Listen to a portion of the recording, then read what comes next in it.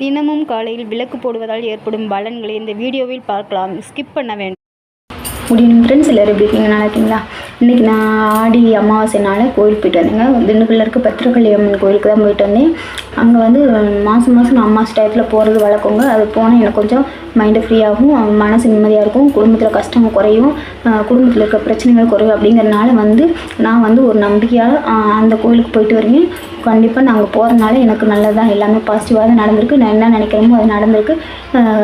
உங்களுக்கு சாமி நம்பிக்கை இருந்துச்சுன்னா உங்களுக்கு பிடிச்ச சாமிக்கு கோயிலுக்கு போயிட்டு வாங்க, கண்டிப்பாக நல்லது நடக்கும்.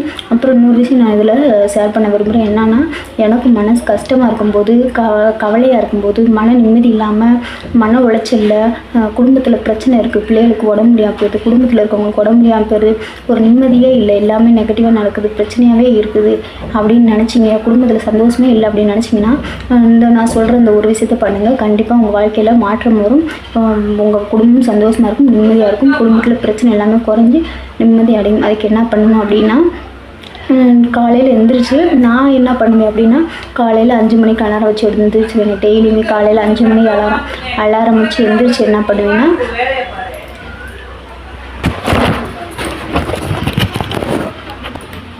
காலையில் 5 மணிக்கு எழுந்திரிச்சுவேங்க. காலையில் 5 மணிக்கு அலாரம் வச்சு எழுந்திரிச்சுவேன்.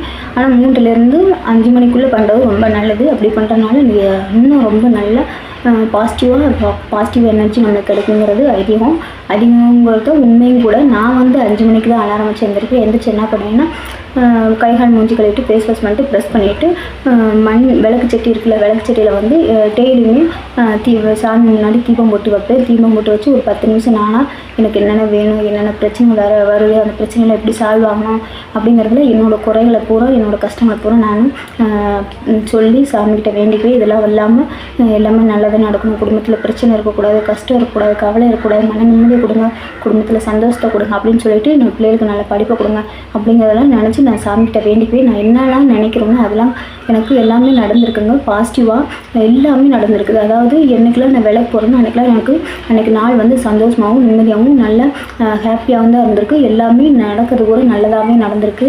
எந்த ஒரு ஃபெயிலியரும் ஆனதில் எல்லாமே நல்ல விஷயமாக தான் நடந்திருக்கு. ஆனால் நான் என்றைக்கு விளக்கு போட மறக்கிறேன், அந்த விளக்கு போடுறதை விடுறேன் அப்படின்னா, அன்றைக்கி எனக்கு நிறைய விஷயம் நெகட்டிவாகவே நடந்திருக்கு. நிறைய பிரச்சனைகள், கஷ்டங்கள், கவலைகள், மனக்குழப்பம் அப்படின்னு நிறையாவே நடந்திருக்கு. அப்படிங்கும்போது நான் என்ன பண்ணுவேன்னா, அதனால் என்ன பண்ணி நான் விளக்கு போடுறது நிறுத்துறதில்லை. என்னைக்காவது ஒரு நாள் மறந்து விட்டாலும் அது எனக்கு மனசில் உறுத்திக்கிட்டே இருக்கும். அப்படின்ட்டு நான் அப்படியே இருக்கும். அப்புறம் நான் திரும்ப அடுத்த நாள் விளக்கு போட ஆரம்பிச்சிடுவேன். காலையில் எழுந்திரிச்சுமே 5 மணிக்கு டெய்லியுமே உங்களுக்கு கஷ்டம், கவலைகள், குடும்பத்தில் பிரச்சனை இருந்துகிட்டே இருக்குது, மன நிம்மதியே இல்லை, ஏதாவது உடம்பு முடியாமல் போயிடுது, இல்லாட்டி வேறு ஏதோ வகையில் பிரச்சனை வந்துக்கிட்டே இருக்குது அப்படின்னா, அந்த பிரச்சனைலாம் குறையணும், மன நிம்மதி கிடைக்கணும் அப்படின்னா நீங்கள் என்ன பண்ணுங்க, காலையில் எழுந்திரிச்சு நீங்கள் டெய்லி குளிக்கணுங்கிற அவசியமே இல்லைங்க.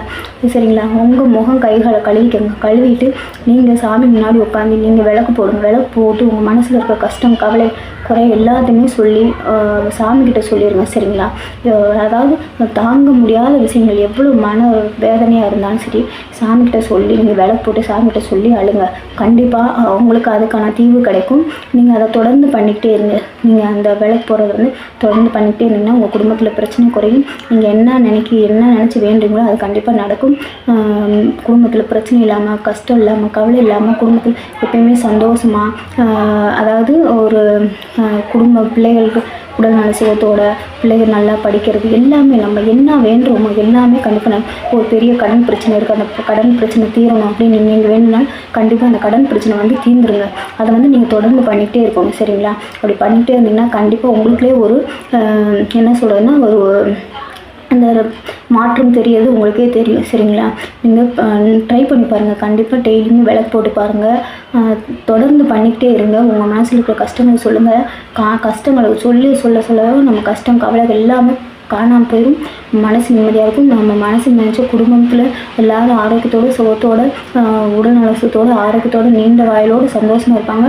குடும்பத்தில் எந்த பிரச்சனையும், கடன் பிரச்சனை, கவலைகள் எதுவுமே இல்லாமல் நம்ம என்ன கவலைப்பட்டு வேண்டுமோ அது கண்டிப்பாக அந்த கஷ்டம் கவலைகள் எல்லாமே காற்றோட கரைஞ்சு போயிடும். நீங்கள் நல்லது பாசிட்டிவாக நினச்சி வேண்டுங்க, கண்டிப்பாக எல்லாமே பாசிட்டிவாக நடக்கும். எதுவுமே நெகட்டிவாக நினைக்காதீங்க. நம்ம நினைக்க தான் நம்மளுக்கு பாசிட்டிவாக நினச்சோம் அப்படின்னா கண்டிப்பாக எல்லாமே பாசிட்டிவாக நினைக்கும். நெகட்டிவாக நினச்சோம்னா நெகட்டிவாக மட்டும்தான் நடக்கும். நீங்கள் ட்ரை பண்ணி பாருங்கள். உங்கள் குடும்பத்தில் பிரச்சனை வராமல், உங்கள் குடும்பம் பிள்ளைங்க குடும்பம் ஹஸ்பண்ட் ஒய்ஃப் நம்ம எல்லாருமே சந்தோஷமாக இருக்கணும், மன நிம்மதியோட சந்தோஷத்தோடு இருக்கணும். கஷ்டம் கவலைகள் குறைகள் எதுவுமே இல்லாமல் எல்லாமே காணாமல் போகணும் அப்படின்னு நினச்சிங்க அப்படின்னா டெய்லியுமே ப்ரே பண்ணி ட்ரை பண்ணி பாருங்கள். கண்டிப்பாக எல்லாமே நல்லதே நடக்கும். ஓகே, இந்த வீடியோ உங்களுக்கு பிடிச்சிருக்குன்னு நினைக்கிறேன். பிடிச்சிருந்தா லைக் பண்ணுங்கள், ஷேர் பண்ணுங்கள், கமெண்ட் பண்ணுங்கள். சப்ஸ்கிரைப் பண்ணாமல் சப்ஸ்கிரைப் பண்ணுங்கள். வாரத்தில் 3 வீடியோஸ் போட்டுருக்கேன். ஒரு நாள் லைவ் போட்டுருக்கேன் மதியத்தில். எல்லாத்தையுமே பாருங்கள். ஓகேவா? தேங்க்யூ.